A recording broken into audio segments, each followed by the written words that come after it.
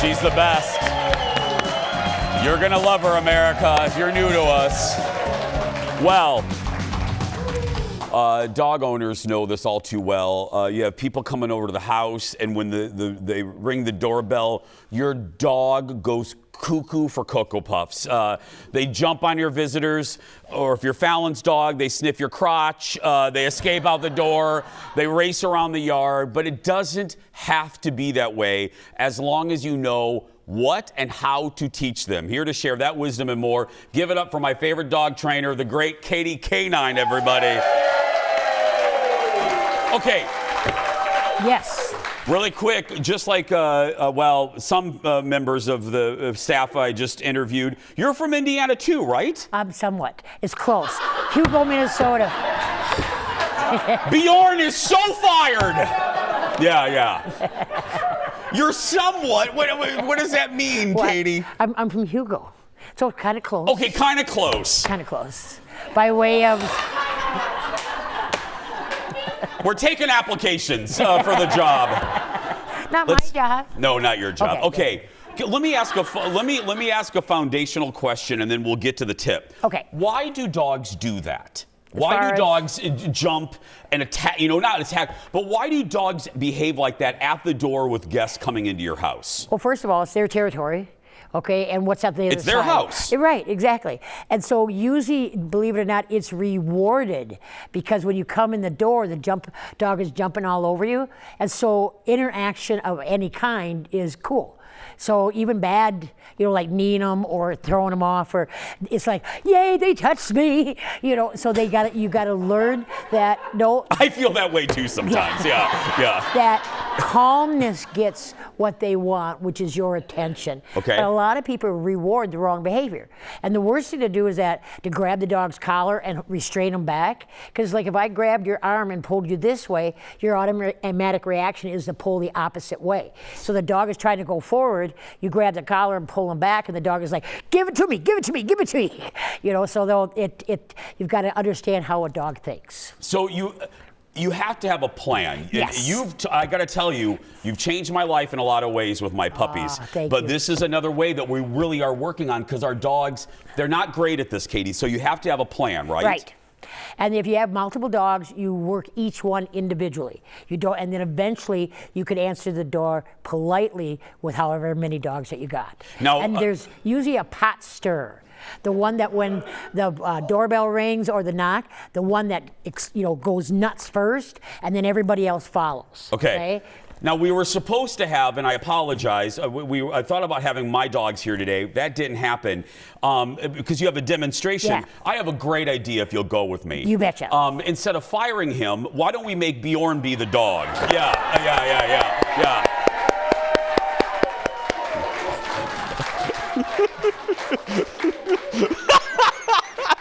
Come here, Bjorn.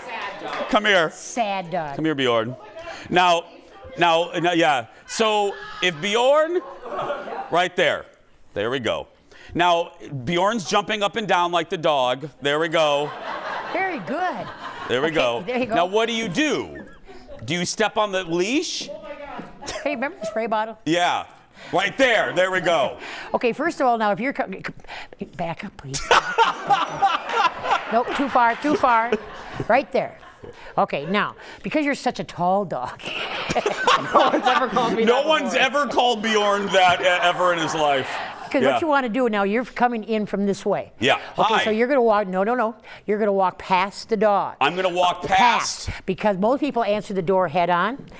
Settle down. Very nice, very nice. But anyway, so what you want to do is normally you step on the leash. Yeah. So that, here we go, we'll just drop that. There you go. Okay, you step on the leash, so now if the dog tries to jump out at the person, that they correct themselves, okay? Thank you, Bjorn. Thank you very much. Okay, we're done with you. We can sit back down. There we go. All You're right. not fired anymore. There we go. Yeah, there we go. Yeah. And so the thing is that you want the dog to bark and let you know somebody's at the door. But once you see who it is, then you have almost all dogs are no to death. Every other word is no, no, no, no, and the dog is a no great point. What? Yeah. Okay, you got to teach the dogs words and what they want and what you want. So let's say the dog is barking. Now once you see who it is and you're okay with it, you're okay, right? I'm okay. Okay, good. But anyway, so the dog is barkity, barkity, barkity, barkity. So you're going to give a growl, ah, and then you're going to blast them as they're barking in the face and say quiet. And as soon as they quiet, thank you. Don't say good girl or good boy. That gets them all nutsy in the headsy. Okay, so be what you want the dog to be, calm and steady. Oh, so you don't applaud them at that moment? No. So when I want the dog, because you're going to be coming in, all right. So then I'm stepping on the leash, and eventually you want your dog to sit and just be calm. But the quickest way is just step on the leash. Don't pen them to the ground. If they're standing, you just want where their head dips a little bit. But if they try to jump out at your company, that they correct themselves. They can't get to the company. Okay, but you want them to bark to let you know somebody's there. And then you see who it is, you're okay. So now your job is done, quiet.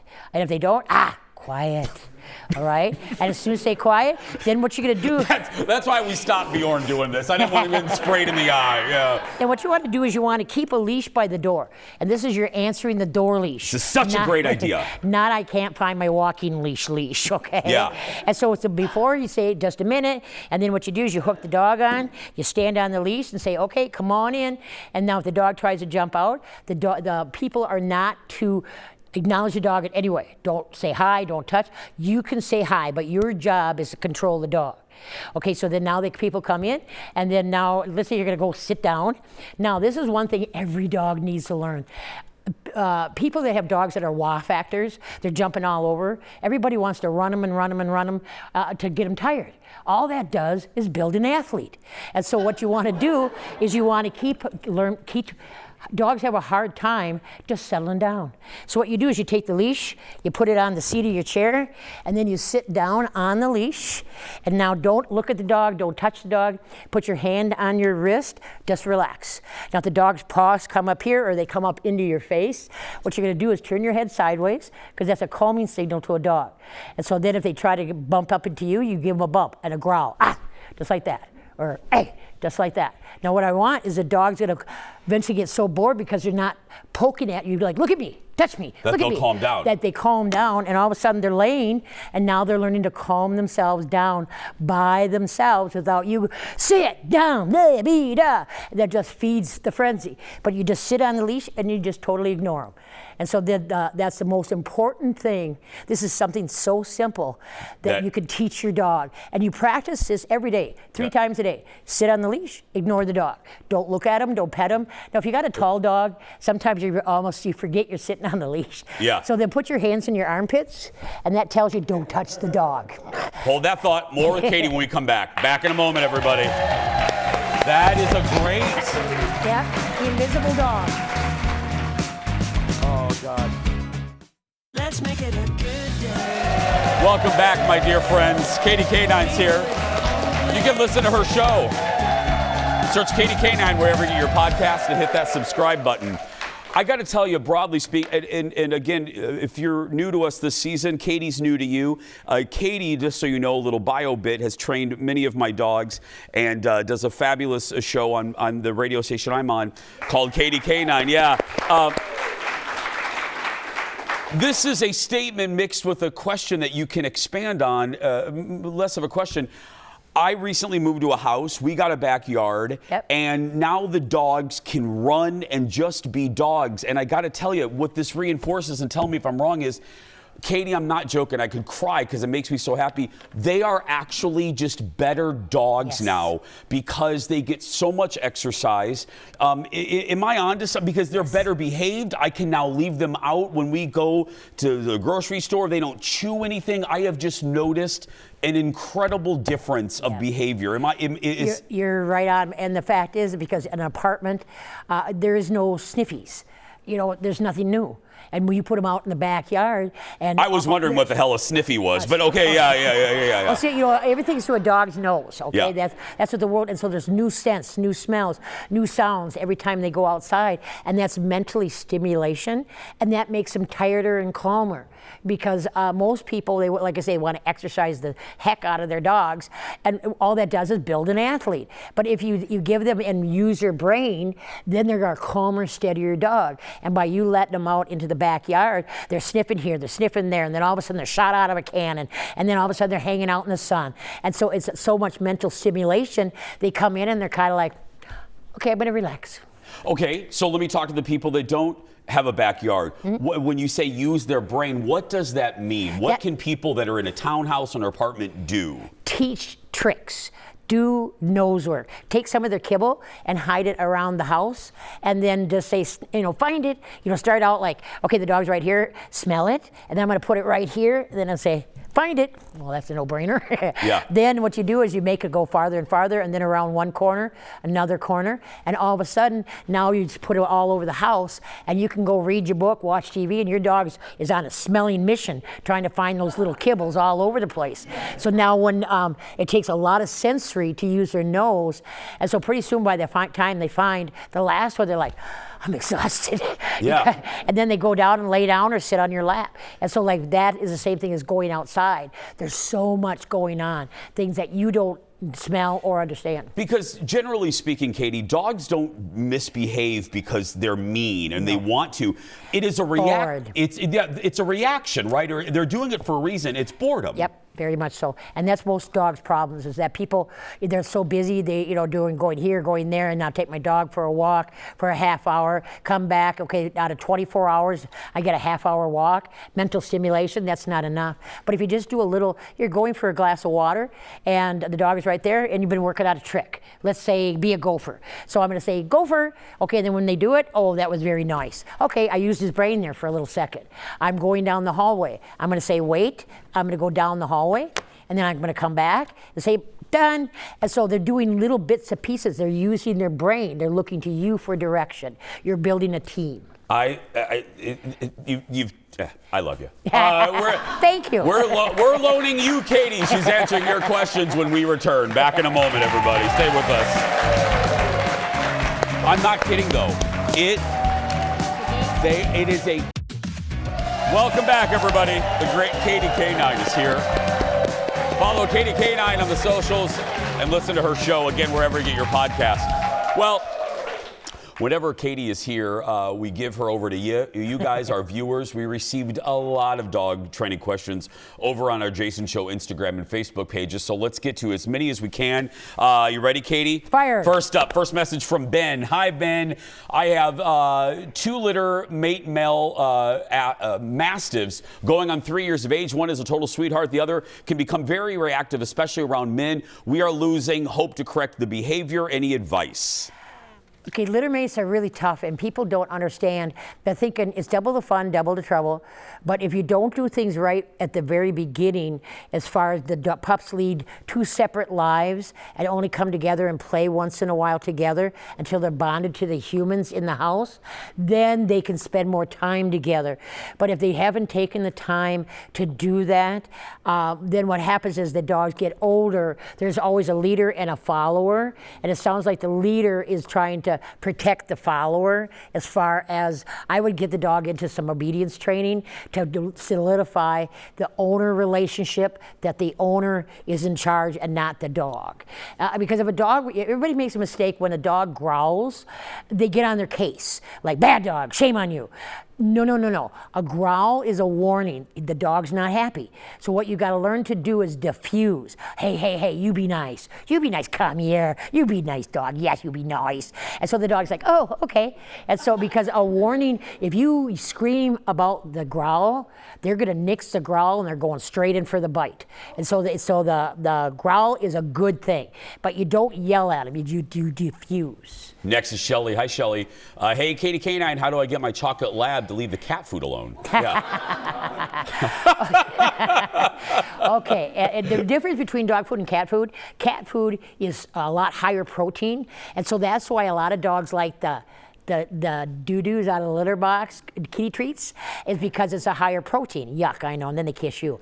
Yeah. But anyway, so the thing what you got to do is you got to set up where feed the cat up high. Don't leave food out all the time. Create an area where the cat can go and eat, and so because there's just no way. The minute your back is turned, the dog is right in there. So you're going to save yourself a lot of money, and 10 to 1, that dog's probably pretty fat. Yeah, absolutely. Another cat-related question. This one's from Tanya. Hi, Tanya. How do I I get my 2-year-old German Shepherd to stop chasing my cats? Okay, yeah. Okay, there again, you get yourself the right trading collar, call the right trainer, Katie K9, and then what you do is you teach them the word leave it. And the word what? Leave it. Leave it. Okay, because the minute everybody reacts to the reaction of the dog. The dog's ears go up, they focus in like on a walk or whatever, a dog, person, cat. Okay, they wait to see if the dog's gonna do it again. And then you have to react to their reaction. They're in motion.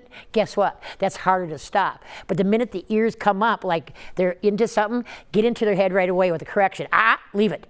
And as soon as the dog looks at you, thank you, very nice. All right, leave it. Very nice. Then you look at what? Pretty soon all you have to do is say the word leave it, and the dog's like, fine. Yeah. Okay? That's how the staff has me trained, by the way. Yeah. Next, a question from Kayla. Hey, Katie, how do I get my dog not to bark when I leave him at my apartment? I'm getting in trouble with my building manager. Okay, that right away. It's a good one. We just talked about, apartment dogs are bored, okay? He needs more mental stimulation, not exercise per se, but teaching something, like before they go to work or whatever, use the brain, do some obedience, do some tricks. They do have ultrasonic sound debarkers, so you put it in your apartment. If the dog barks, it emits a high pitch. Don't do that. Yeah. And so that works for some dogs, but you only use those if you have one dog, because it will take care of all the dogs with that high-pitched sound. But usually what it is a bored dog, and if they get into some obedience, do some tricks, and stimulate the dog. And then like at home, if the dog is barking at the window, quiet, and then we got our friendly water, quiet. And, if this doesn't, some dogs, especially labs, when you use the spray bottle, they go, got it. Got it. Okay, then you go half organic apple cider vinegar, half water, and just aim for the nose. Because you know how everybody winces when you say apple cider vinegar, like the taste? Okay, what happens, dogs have 1,700 taste buds, we have 9,000. So it's not the taste to them, it's the smell. The smell, yeah. Yeah, you did that right. I know. Again, the staff uses that on me too. Yeah. Give it up for Katie K9, everybody. For more information, head to her website, ktk9.com. Yay. We'll be right back in a moment, friends. Thank you, kiddo. Thank you, sweetheart.